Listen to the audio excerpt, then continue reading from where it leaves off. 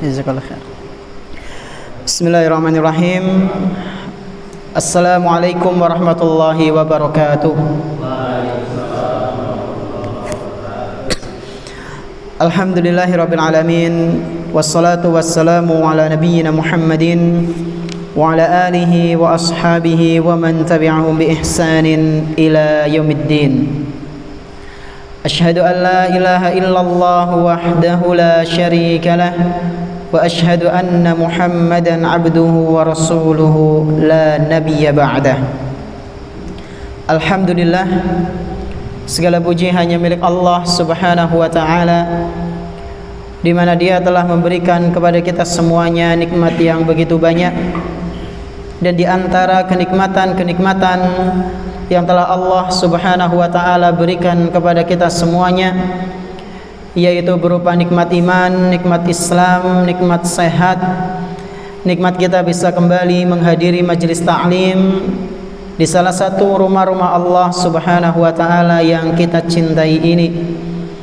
Kita berharap kepada Allah Tabaraka wa taala, semoga apa yang kita pelajari pada kesempatan malam yang berbahagia kali ini bisa kita amalkan dalam kehidupan sehari-hari, sehingga menjadi bekal amal soleh kita kelak ketika berjumpa dengan Allah Subhanahu wa taala di hari akhir nanti. Allahumma amin.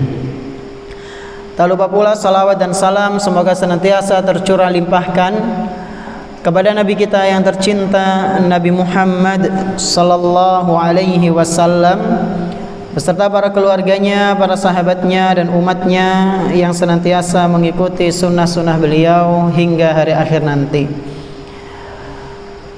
Jamaah Masjid Amani Al-Hashimi rahimani wa rahimakumullah. Insyaallah pada kesempatan malam yang berbahagia kali ini kita akan melanjutkan pembahasan kitab Al-Arba'in An-Nawawiyah, salah satu karya tulis yang disusun oleh Al-Imam Yahya bin Syaraf Abu Zakaria An-Nawawi Asy-Syafi'i rahimahullah. Dan pada malam hari ini insyaallah kita akan memasuki pembahasan hadis yang baru, yaitu hadis keberapa? Ke-8.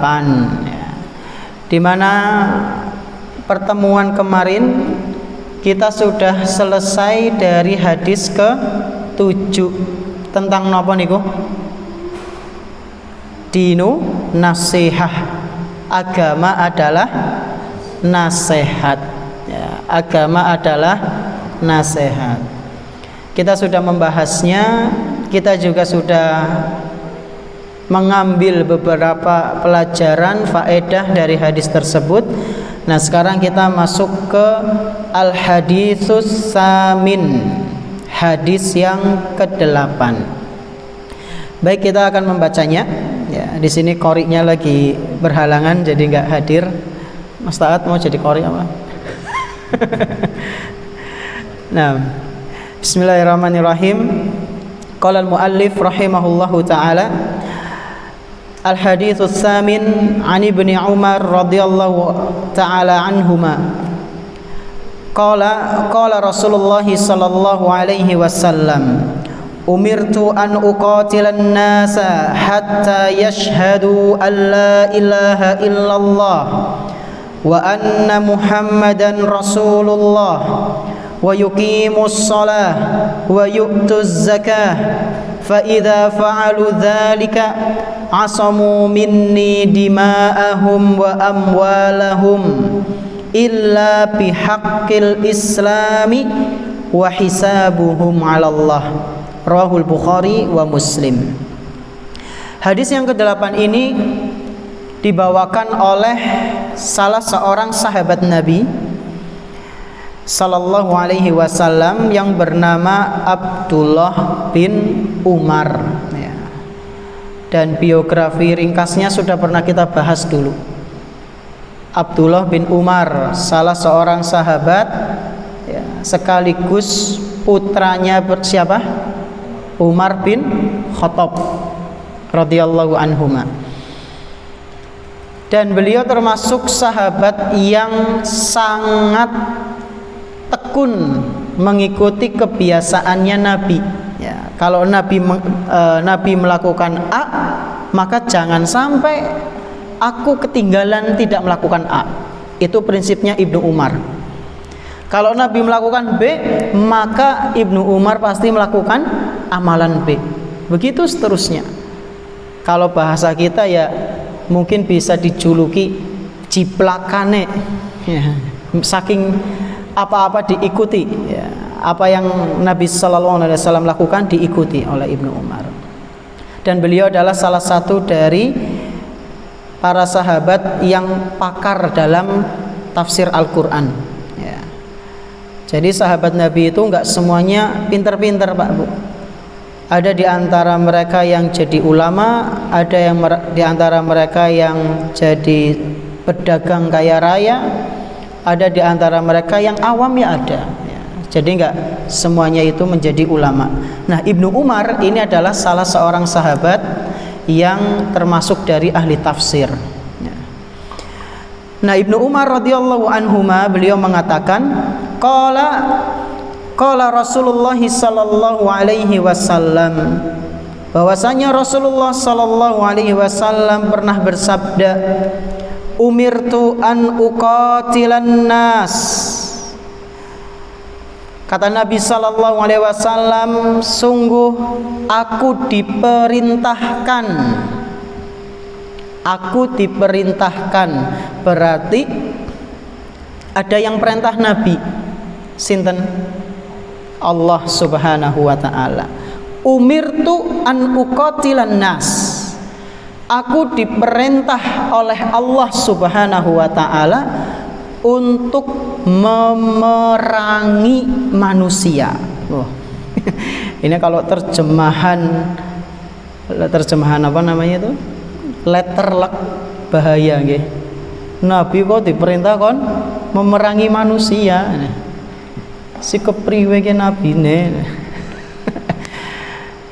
Nah, di sini perlu kita pahami bersama, Pak Bu. Redaksinya pakai kata qatala yuqatilu. Ya. Berbeda dengan qatala yaqtulu. Apa bedanya?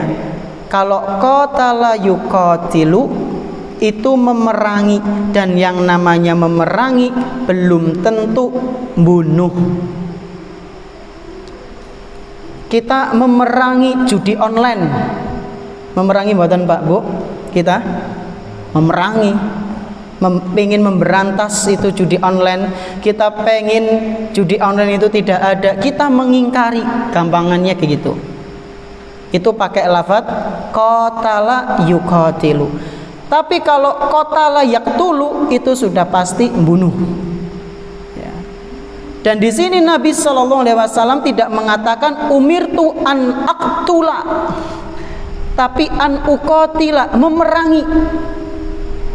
Memerangi ya mengingkari pemahaman yang menyimpang. An-nas, nas di sini siapa? Manusia yang dimaksud di sini siapa? Para ulama menjelaskan, yakni al-kuffar, yaitu orang-orang kafir. Jadi yang diperangi oleh Nabi Sallallahu Alaihi Wasallam yang paling utama adalah orang-orang kafir. Maka jangan sampai hadis ini ditujukan kepada orang Muslim, orang pas. Ya. Ada seorang Muslim, zahirnya soleh, zahirnya ahli ibadah, diperangi, ya. Diperangi dalam artian diingkari dalam artian is aja batiran karo kae. Ya. Dalilnya apa? Umirtu an uqatilan nas. Ya. Mas, itu syarahnya dibaca. Ya. Di sini Syekh Shalih Al Fauzan mengatakan al-kufar, itu orang-orang kafir. Sampai kapan mereka diperangi? Hatta yashhadu an la ilaha illallah wa anna Muhammadar Rasulullah. Orang-orang kafir akan terus diperangi oleh Rasulullah sallallahu alaihi wasallam sampai mereka mau bersyahadat, berarti masuk Islam. Ini yang pertama. Wa yuqimus shalah, dan mereka mau menunaikan salat.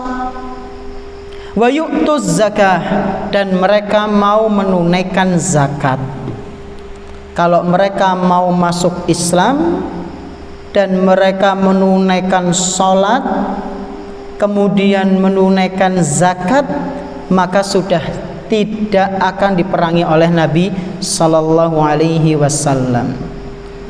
Dan di sini lagi-lagi kalau kita cermati bersama Pak Bu, Imam An-Nawawi rahimahullahu ta'ala membawa hadis yang isinya tentang perintah sholat ya.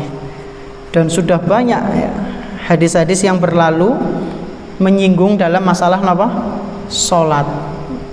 Kenapa kok sering kali dibawakan? Ya di antara maksudnya karena sebagai pengingat bahwasanya sholat itu adalah amalan yang sangat penting. Bahkan di sini kata Syekh Saleh ya, Al-Fauzan hafizahullah, wa yuqimus shalah fala yakfi an yashhada an la ilaha illallah wa anna muhammadar rasulullah bal la budda an ya'mala bi muqtada syahadatain. Seseorang itu kalau sudah bersyahadat, sudah mengucapkan asyhadu alla ilaha illallah wa asyhadu anna muhammadar rasulullah, itu belum cukup, kata beliau. Kata para ulama, orang yang mengatakan syahadat atau bersyahadat asyhadu alla ilaha illallah wa asyhadu anna muhammadar rasulullah, itu belum cukup, Islamnya belum sempurna. Terus biar sempurna bagaimana? Bal la budda an ya'mala bi muqtada syahadatain. Biar Islamnya sempurna, dia harus menjalankan konsekuensi syahadat itu. Seseorang kalau melakukan sesuatu pasti ada konsekuensinya. Nah, orang sudah bersyahadat, maka dia harus menjalankan konsekuensinya. Apa itu konsekuensinya? Kata beliau, wa a'zamuhu as-shalah. Konsekuensi paling agung dalam syahadat itu adalah salat. Salat apa yang dimaksud? Al-muradu as-shalawatul khamsu al-mafruḍah, yaitu salat 5 waktu. Jadi sholat 5 waktu ini termasuk konsekuensi teragung, konsekuensi terbesar yang harus kita tunaikan ketika kita sudah bersyahadat. Oleh karena itu jangan sampai meninggalkan sholat 5 waktu ya. Kalau ada uzur ya sholat di rumah ya. Adapun sholat sunnah gimana Ustaz? Ya dikerjakan itu jauh lebih baik, tidak dikerjakan eman-eman, utuh ora apa-apa, tapi napa? Eman-eman. Dikerjakannya di mana Ustaz? Di masjid apa di rumah? Di rumah bisa, di masjid bisa, masya Allah, sahih. Panjenengan boleh sholat sunnah di rumah, boleh juga di masjid. Ya. Tapi lebih afdol mana? Rumah apa masjid? Rumah. Ini masjid rumah Allah. Rumahnya Allah kalau rumahnya jenengan afdol di. Mana yang lebih afdol? Salat sunat di rumah? Salat sunat di rumah. Kenapa di rumah? Rumahnya jenengan, ini rumahnya Allah. Masya Allah ya. Karena perintah, karena anjuran dari Rasul ya. Rasulullah SAW pernah bersabda, afdolus sholatil mar'i ya. Afdolus sholatil mar'i fi baitihi ilal maktubah. Sebaik-baik sholatnya seseorang itu di rumahnya kecuali al-maktubah. Maktubah itu apa? Al-mafruḍah, sholat-sholat wajib. Jadi kata Nabi, sholat itu yang paling baik dikerjakan di rumah, kecuali mung sholat wajib itu di masjid. Berarti engko ke sunah bar isya nang omah bae. Iya, di kabeh. Enggak, di sini para ulama merinci, Pak. Kalau kita pengen mensyiarkan Islam, maka sunnah ditampakkan itu jauh lebih baik. Apalagi di zaman seperti ini. Ya. Jangankan sunnah, kita mengerjakan yang wajib diketon alim banget. Masya Allah sih sholat 5 waktu ya. Itu kan kewajiban. Tapi seakan-akan orang melihat itu adalah suatu yang istimewa. Loh, itu wajib, Mas. Kudune panjenengan kowe heran karo wong sing ora salat ya. Itu wajib.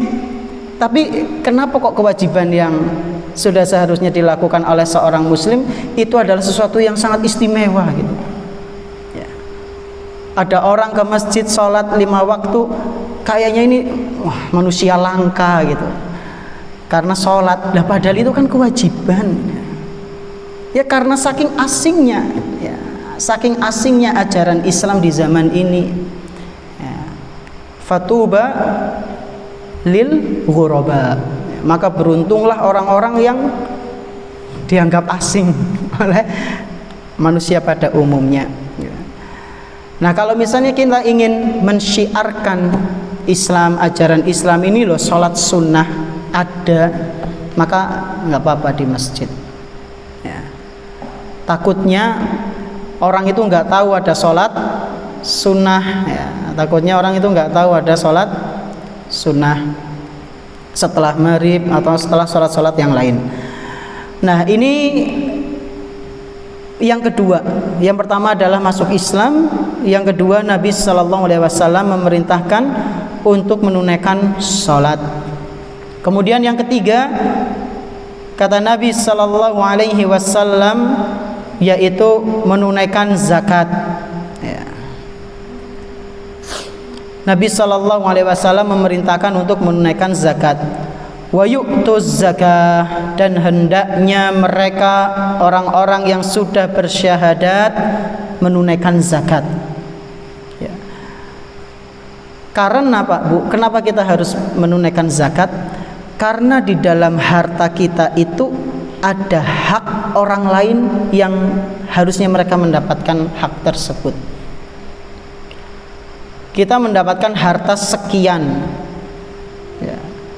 Kemudian diperintahkan untuk mengeluarkan zakat.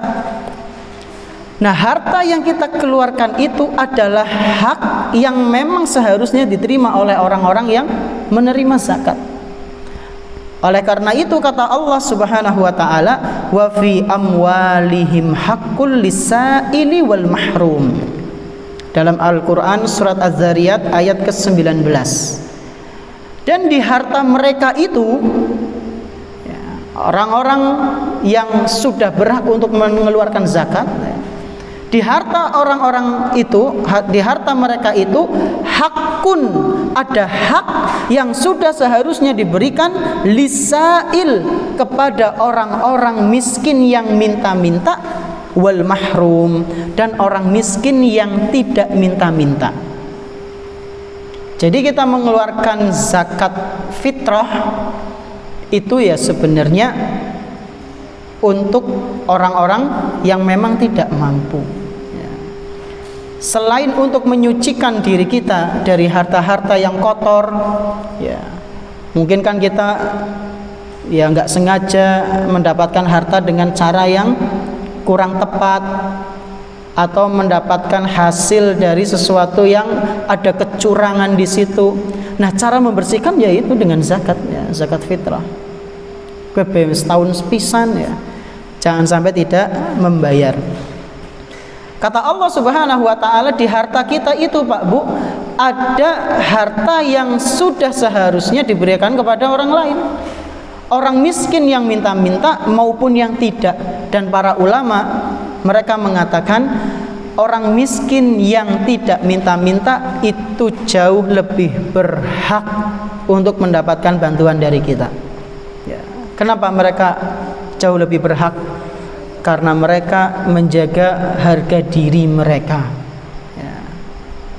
Maka para ulama mengatakan orang miskin yang tidak minta-minta itulah yang jauh lebih berhak ya.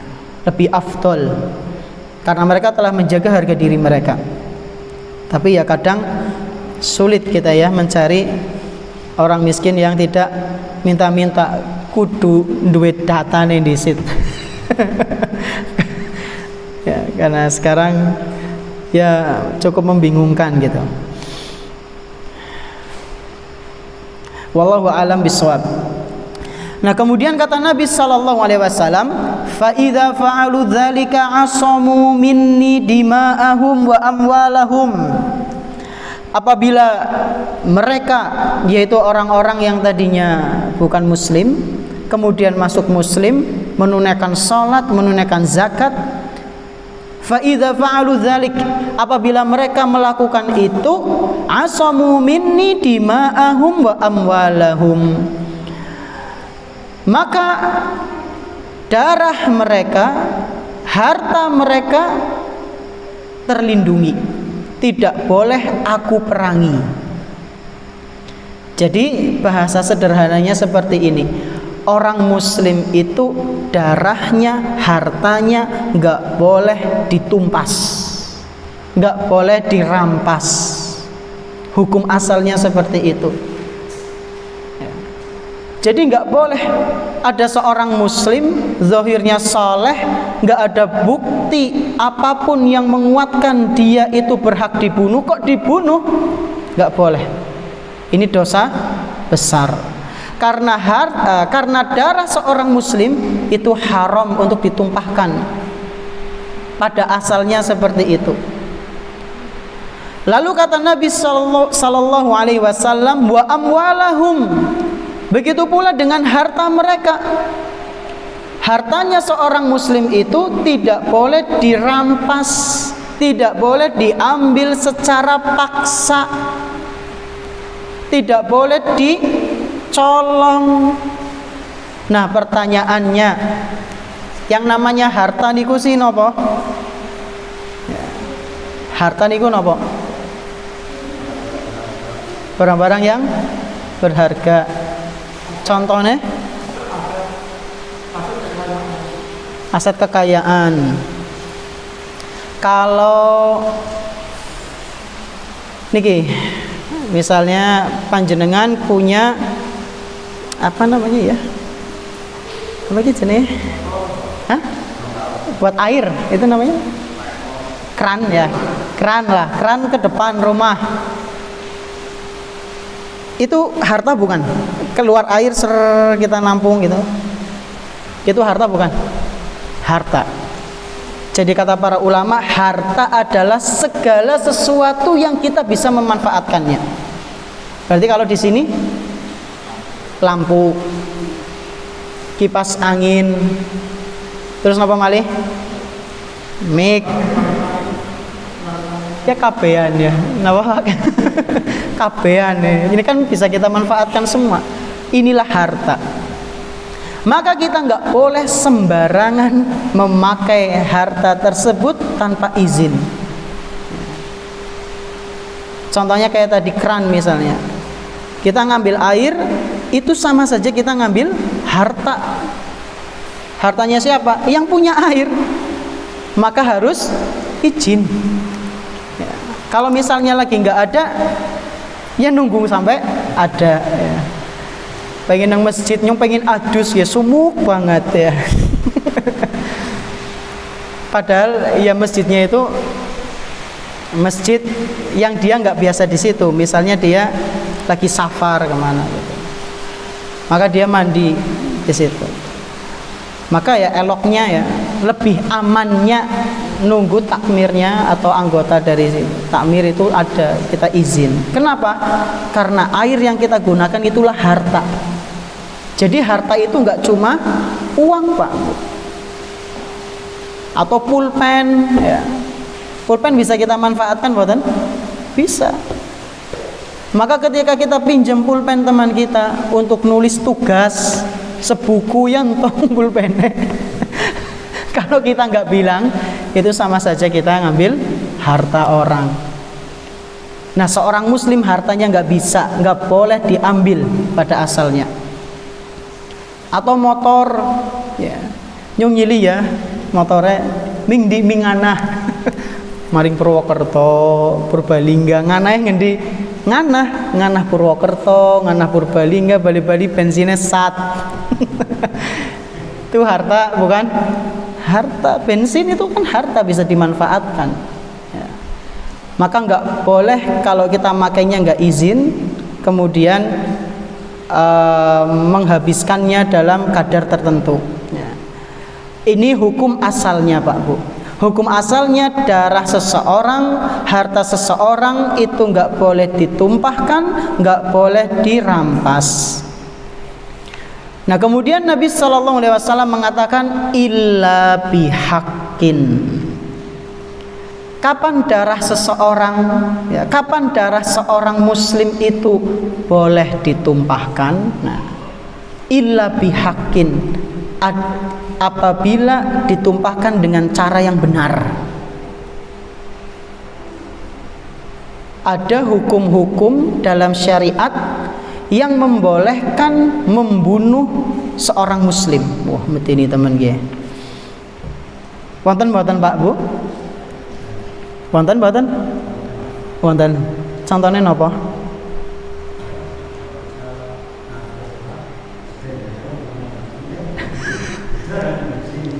Iya, kalau di Muslim orang bunuh dihukumnya bunuh ya. Contohnya itu orang bunuh maka hukumannya adalah bunuh. Ini dalam syariat Islam. Kalau di kita kan penjara pirang tahun, kowe di korting. Yang penting kandel ya. Itu di sebagian ya, sebagian. Atau bahkan kasusnya diusut nggak rampung-rampung, ngasih kelalen. Jadi ini orang ketemu masalahnya. Nah, itu contohnya bunuh, maka dibalas dengan bunuh. Contoh lain, orang yang sudah nikah tapi berzina, maka dia boleh dibunuh. Dengan cara apa? Rajam. Rajam niku apa? Ya, lempar batu. Dilempar batu di tengah lapang oleh masyarakat umum. Dilempar batu sampai mati? Iya, sampai mati. Waktu ini sepira? Segede sisan? Ya langsung mati, orang asik. Tidak, bukan masalah orang asiknya ya. Para ulama itu mereka menjelaskan batunya kerikil yang tajam. Kecil ya, sepelintengan gitulah, tapi aja udah pelinteng ya, dilempari saja. Iyalah itu. Nah, di antara hikmahnya ini mau saya sampaikan. Suwe. Nah, itu yang digolet ya. Kenapa kok seperti itu? Pakai batu yang kecil, suwe orang mati-mati, supaya dia merasakan sakit dari atas sampai bawah sekujur tubuh. Sebagaimana dia merasakan kenikmatan berzina dari ujung kepala sampai ujung kaki. Orang yang nuwun sewu niki, orang yang berhubungan badan itu nikmat mboten? Ya mau panjenengan jawab sendiri ya. Ya nikmat ya kala ya, anak bocah cilik. Nikmat. Dan kalau itu dilakukan dengan cara yang halal ya nggak apa-apa. Tapi kalau dengan cara yang haram, apalagi dia sudah menikah, maka balasannya setimpal, dirajam. Nah pertanyaannya Ustaz, apakah ketika orang itu dirajam nanti di akhirat kena dosa dia berzina padahal dia sudah nikah? Jawabannya tidak. Ada riwayat yang mengatakan innal hududa kafarah. Sesungguhnya hukum had itu sebagai penggugur azab nanti di akhirat. Jadi kalau orang sudah nikah kok zina lalu dia dirajam, di akhirat dosanya itu udah gugur. Azab rajam di akhirat itu udah nggak ada karena sudah mendapatkan azab di dunia ya. Sebagaimana Nabi SAW pernah mencambuk siapa? Santri masih ingat Mbak? Nyambuk siapa? Kajian kemarin malam kelalenta kebangetan. Sahabat Nabi yang dicambuk karena menyebarkan berita hoax. Hasan bin Sabit ya. Hasan bin Sabit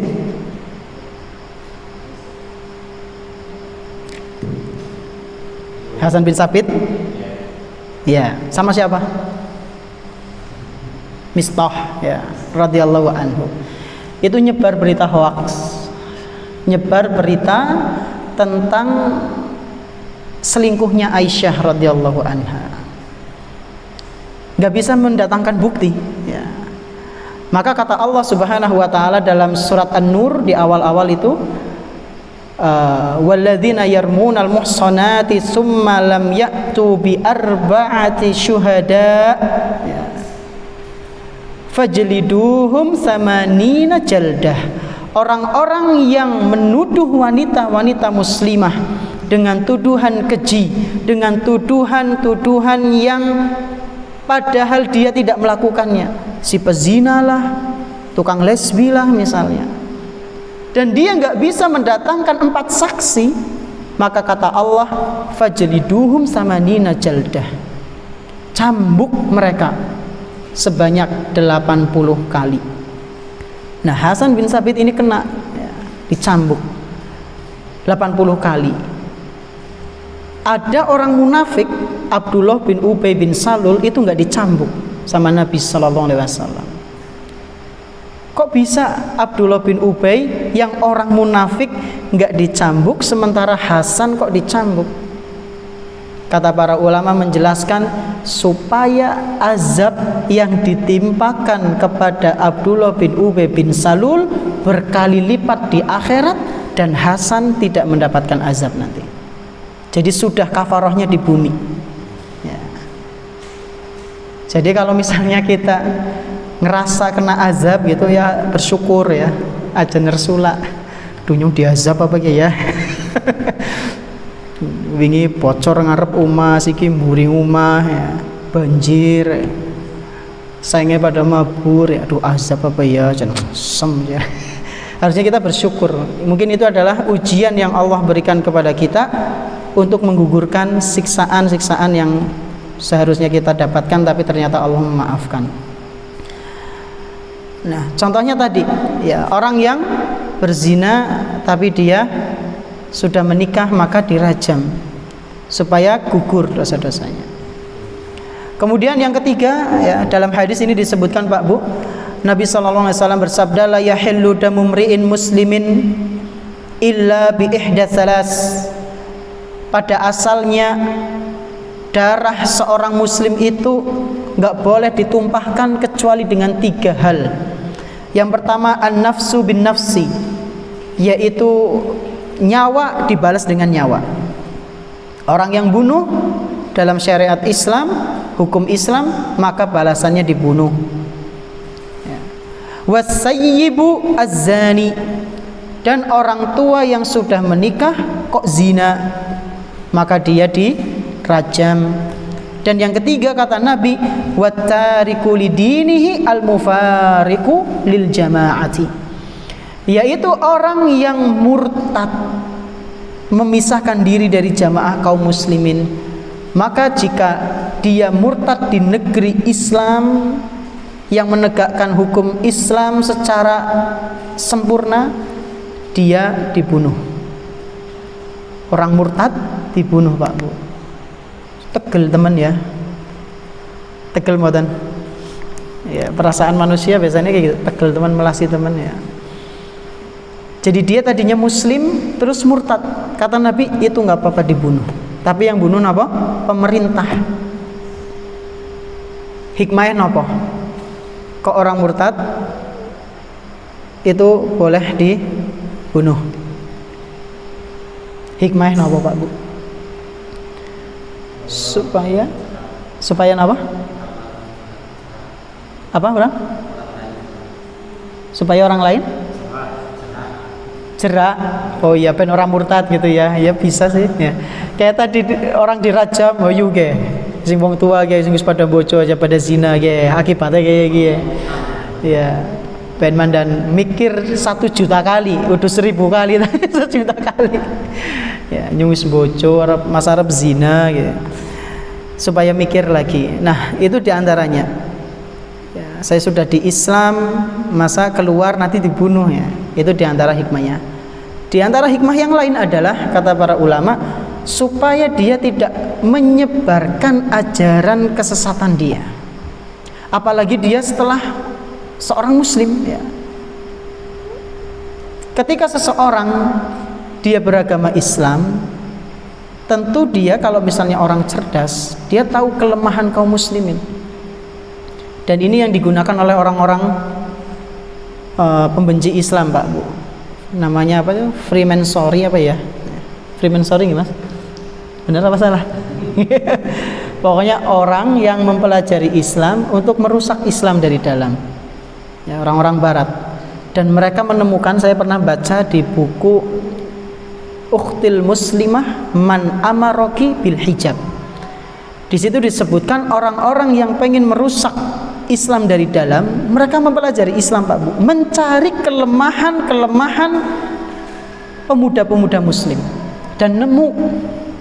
Jadi Al-Quran itu dibaca tuntas, tafsirnya dibaca tuntas, hadis-hadisnya dibaca tuntas. Nemu mereka kelemahannya kelemahannya para pemuda muslim dan muslimah. Ngertos panjenengan kira-kira apa kelemahannya pemuda kaum muslimin?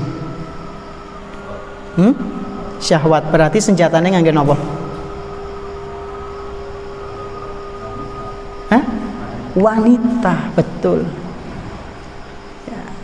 Mereka menemukan sebuah hadis ya. Wattaqud dunya ittaqud dunya wattaqun nisa.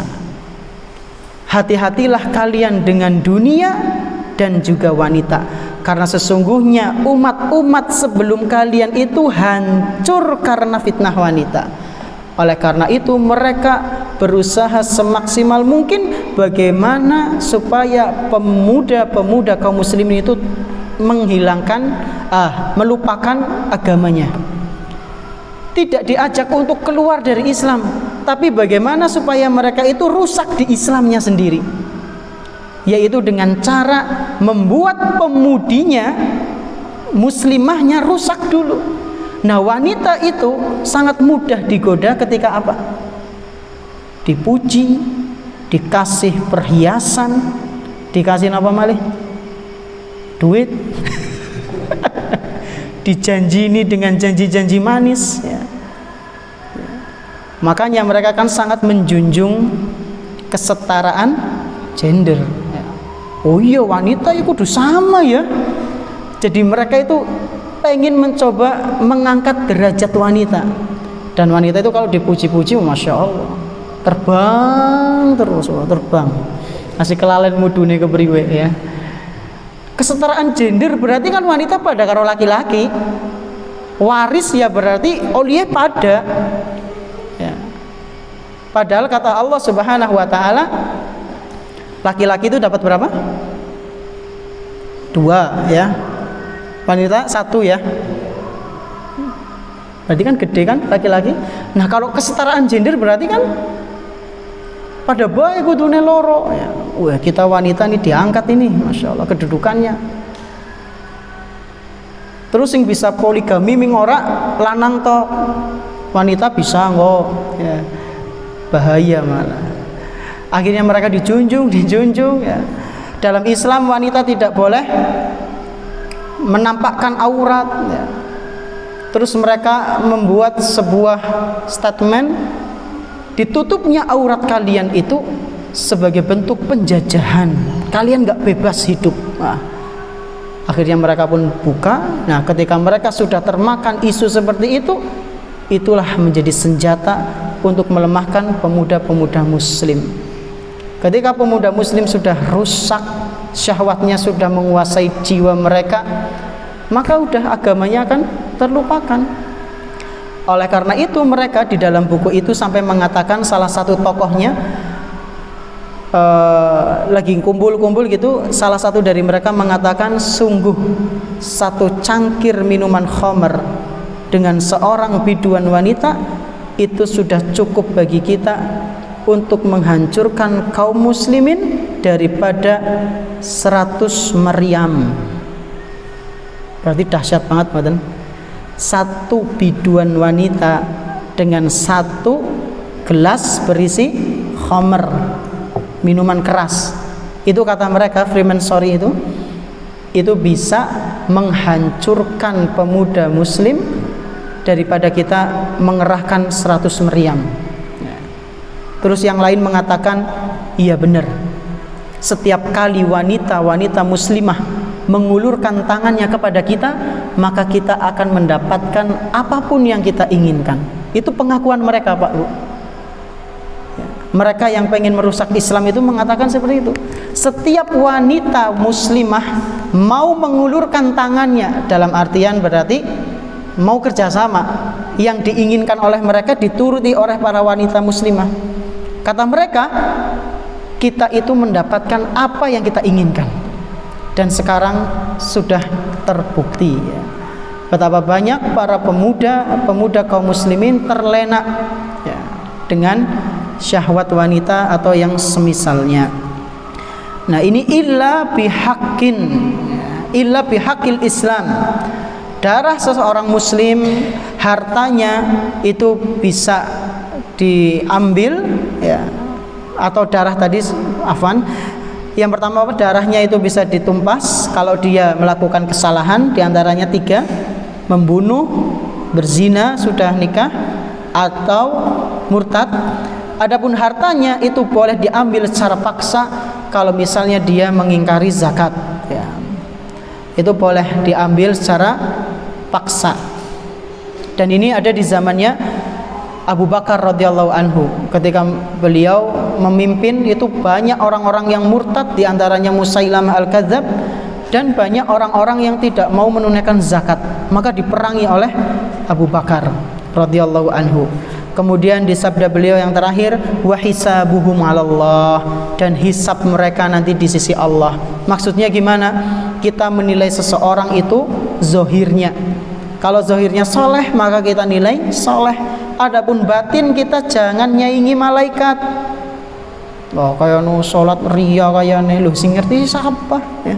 Yang nyatet amalan baik buruk itu siapa? Malaikat. Hanya Allah yang tahu. Kita nggak usah nyaingi malaikat pencatat amal, menilai orang secara batinnya. Kita nggak bisa menilai seseorang itu personnya, batinnya ikhlas ria, nggak bisa, Pak Bu. Hanya indikasi, dan yang namanya indikasi itu adalah bukan bukti, ya, masih dzon, masih perkiraan. Jadi hisabnya itu di sisi Allah, ya. Zahirnya dia baik, ya, atau buruk, nanti akan dimintai pertanggungjawaban di sisi Allah Subhanahu wa taala. Mungkin ini yang bisa kami sampaikan mengenai hadis ke-8. Insyaallah di pertemuan yang akan datang kita akan membahas tentang faedah-faedah dari hadis yang ke-8. Terima kasih atas perhatiannya, mohon maaf atas segala kekurangannya. Subhanakallahumma bihamdik, asyhadu an la ilaha illa anta, astaghfiruka wa atubu ilaik. Wassallallahu ala nabiyyina Muhammadin wa ala alihi washabihi ajma'in. Wassalamualaikum warahmatullahi wabarakatuh.